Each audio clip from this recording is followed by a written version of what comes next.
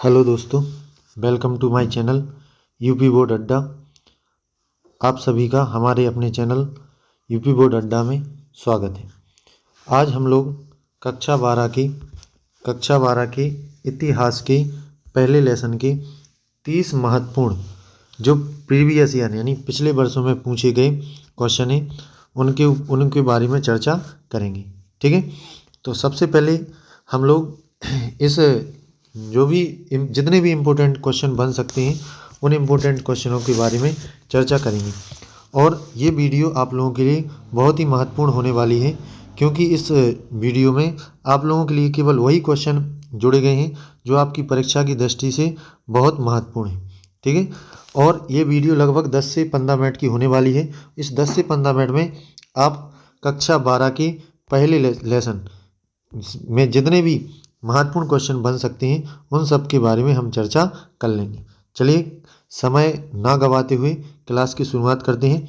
पहला क्वेश्चन है, हड़प्पा सभ्यता किस काल से संबंधित है? हड़प्पा सभ्यता जो है किस काल से संबंधित है? ऑप्शन ए पाषाण काल, ऑप्शन बी ताम्र पाषाण काल, ऑप्शन सी कांस्य युग या ऑप्शन डी लोह युग। तो आप सभी को पता होना चाहिए कि जो हड़प्पा सभ्यता है वो कांस्य युगनी सभ्यता है। ऑप्शन नंबर सी इसका सही है, कांस्य युगनी सभ्यता है। आगे बढ़ते हैं, अगला क्वेश्चन, हड़प्पा सभ्यता का सर्वप्रथम पता किसने लगाया था? हड़प्पा सभ्यता का सर्वप्रथम पता किसने लगाया था? Option A Dayaram Sahni, option B Rakhaldas Banerjee, option C Cunningham, option D Marshall. तो आप सभी को बताना है कि हड़प्पा सभ्यता का सर्वप्रथम पता किसने लगाया था। तो आप सभी को पता होना चाहिए कि हड़प्पा सभ्यता का सर्वप्रथम पता दयाराम साहनी ने लगाया था। किसने लगाया था? दयाराम साहनी ने लगाया था। अगला, मोहनजोदड़ो किस नदी के किनारे बसा हुआ है? मोहनजोदड़ो किस नदी के किनारे स्थित है या बसा हुआ था? तो ऑप्शन ए गंगा, यमुना, सिंधु या सरस्वती।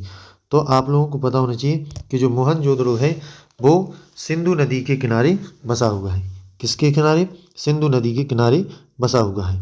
आगे बढ़ते हैं, अगला क्वेश्चन, हड़प्पा सभ्यता का अन्य नाम क्या है? हड़प्पा सभ्यता का अन्य नाम क्या है? सिंधु सभ्यता या वैदिक सभ्यता या आर्य सभ्यता या ग्रामीण सभ्यता। तो आप सभी को पता है कि हड़प्पा सभ्यता को अन्य सिंधु सभ्यता के नाम से भी जाना जाता है। आगे बढ़ते हैं, अगला क्वेश्चन, हड़प्पा सभ्यता का सबसे बड़ा नगर कौन सा था? हड़प्पा सभ्यता का सबसे बड़ा नगर कौन सा था? हड़प्पा था, मोहनजोदड़ो था या धोलावीरा था या कालीबंगा था? तो आप सभी को पता होगा कि हड़प्पा सभ्यता का सबसे बड़ा जो शहर था वो था मोहनजोदड़ो। कौन सा था? मोहनजोदड़ो हड़प्पा सभ्यता का सबसे बड़ा नगर था। आगे देखें, हड़प्पा सभ्यता की लिपि क्या थी? लिपि मतलब होता है भाषा, जिस भाषा में वो वहाँ लिखा जाता था। तो यहाँ पे ऑप्शन ए है वर्णमाला आधारित चित्रलिपि या ब्राह्मणी लिपि या देवनागरी लिपि। तो आप सभी को पता होना चाहिए कि वह हड़प्पा सभ्यता में जो लिपि थी वो चित्रलिपि मतलब चित्रों के रूप में लिखा जाता था। आगे, हड़प्पा लिपि को अब तक क्यों नहीं पढ़ा जा सका है? हड़प्पा लिपि को अब तक क्यों नहीं पढ़ा जा सका है?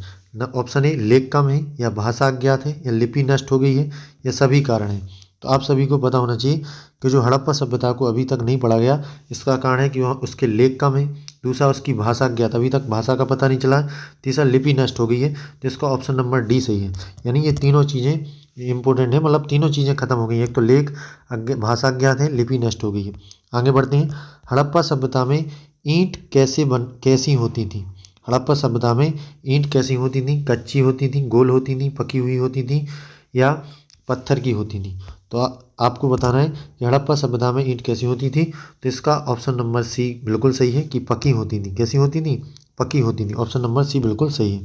आगे बढ़ते हैं, महान स्नानागार कहाँ स्थित है? हड़प्पा में है, कालीबंगा में है, मोहनजोदड़ो में या डी लोथल में? तो आप सभी को पता होना चाहिए कि जो महान स्नानागार था वो था हमारे मोहनजोदड़ो में। कहाँ पर था? मोहनजोदड़ो। ऑप्शन नंबर सी बिल्कुल सही है। आगे, हड़प्पा सभ्यता का प्रमुख व्यवसाय क्या था? शिकार था, पशुपालन था या कृषि था या व्यापार था? तो आप सभी को पता होना चाहिए कि जो हड़प्पा सभ्यता का प्रमुख व्यवसाय था वो था कृषि। कौन सा था? कृषि। ऑप्शन नंबर सी बिल्कुल सही है। आगे बढ़ते हैं, हड़प्पा सभ्यता में प्रयुक्त धातु कौन सी थी? लोहा, तांबा, कांसा या सोना? आप सभी को बताना है कि हड़प्पा सभ्यता में प्रयुक्त धातु कौन सी थी।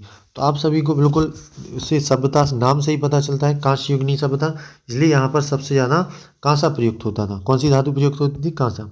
आगे, लोथल किस राज्य में है? यानी लोथल किस राज्य में है? आप सभी को पता है कि लोथल में सबसे बड़ा बंदरगाह था। तो ये किस राज्य में है? राजस्थान में, गुजरात में, पंजाब में या हरियाणा में? तो ये हमारे गुजरात में। कहाँ पर है? गुजरात, जहाँ जिसकी राजधानी गांधीनगर है, वहाँ पर स्थित है लोथल। आगे, हड़प्पा सभ्यता का बंदरगाह नगर कौन सा है? हड़प्पा सभ्यता का बंदरगाह नगर कौन सा है? अभी बताया, धौलावीरा है, कालीबंगा या लोथल है या राखीगढ़ी है। तो आप सभी को बताया कि जो हड़प्पा सभ्यता का बंदरगाह नगर है वो है लोथल, और ये लोथल सबसे बड़ा बंदरगाह भी था। आगे चलते हैं। हड़प्पा सभ्यता में वजन किस पर आधारित थे? दशमलव प्रणाली, द्विआधारी प्रणाली, 16 की प्रणाली या अनुमान पर? तो आप सभी को पता होना चाहिए कि जो हड़प्पा सभ्यता में वजन था वो 16 की प्रणाली पर था। किसकी? 16 की प्रणाली पर आधारित था। आगे बढ़ते हैं। अगला क्वेश्चन है कि हड़प्पा सभ्यता में मकान कैसे बने होते थे? मतलब किसके बने होते थे? लकड़ी के, घास फूस के, ईंटों के या पत्थर के? तो ये आप सभी को पता है कि हड़प्पा सभ्यता में जो मकान बने होते थे वो ईंटों के बने होते थे। किसके बने होते थे? ईंटों के। आगे, हड़प्पा सभ्यता में नगर योजना कैसी थी? अव्यवस्थित थी, अर्धव्यवस्थित थी, पूर्णतः व्यवस्थित थी, ग्रामीण थी? तो आप सभी को पता होना चाहिए कि हड़प्पा सभ्यता में जो नगर योजना थी वो पूर्ण व्यवस्थित थी। कैसी थी? पूर्ण व्यवस्थित थी। अगला क्वेश्चन, कालीबंगा किस नदी के किनारे स्थित था? कालीबंगा किस नदी के? सिंधु की, रावी की या घग्गर की या सतलुज की? तो जो कालीबंगा था वो हमारा घग्गर नदी के किनारे था। किसकी नदी की? कौन सी नदी के किनारे था? घग्गर नदी। ऑप्शन नंबर सी, घग्गर नदी के किनारे स्थित था। अगला क्वेश्चन, हड़प्पा सभ्यता में मृतकों को कैसे दफनाया जाता था? हड़प्पा सभ्यता में मृतकों को कैसे दफनाया जाता था?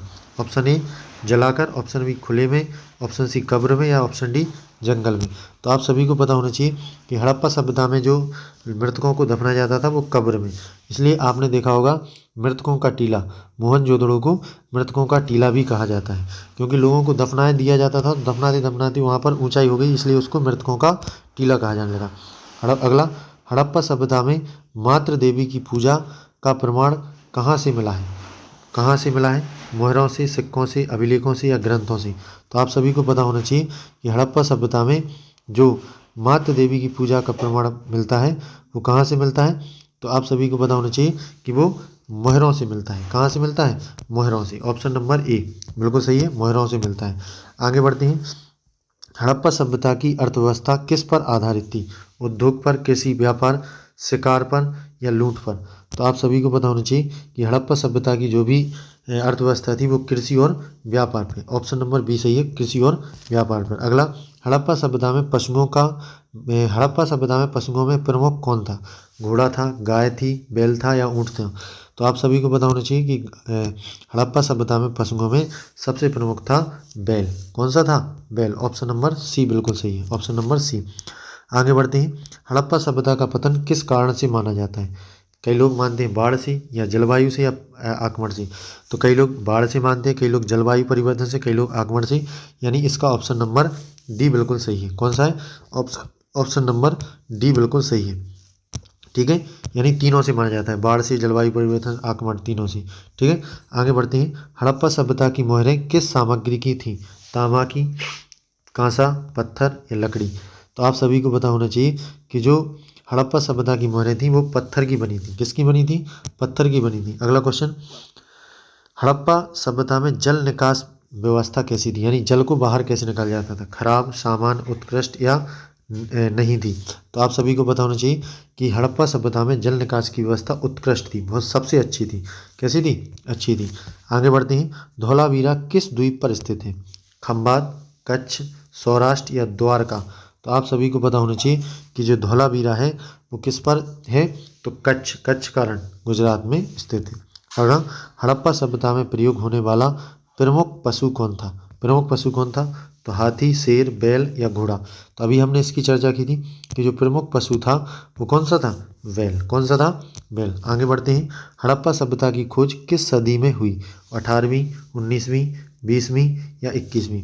तो आप सभी को पता होना चाहिए कि हड़प्पा सभ्यता की खोज 20वीं सदी में हुई। कब हुई थी? 20वीं सदी में हुई थी।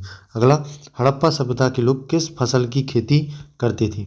तो गेहूँ, ऑप्शन ए गेहूँ, जौ, कपास या उपयुक्त सभी। तो याद रखना, जो हड़प्पा सभ्यता के लोग थे वो कपास, गेहूं की, जौ की, कपास की, तीनों की खेती करते थे। तो ऑप्शन नंबर डी बिल्कुल सही है।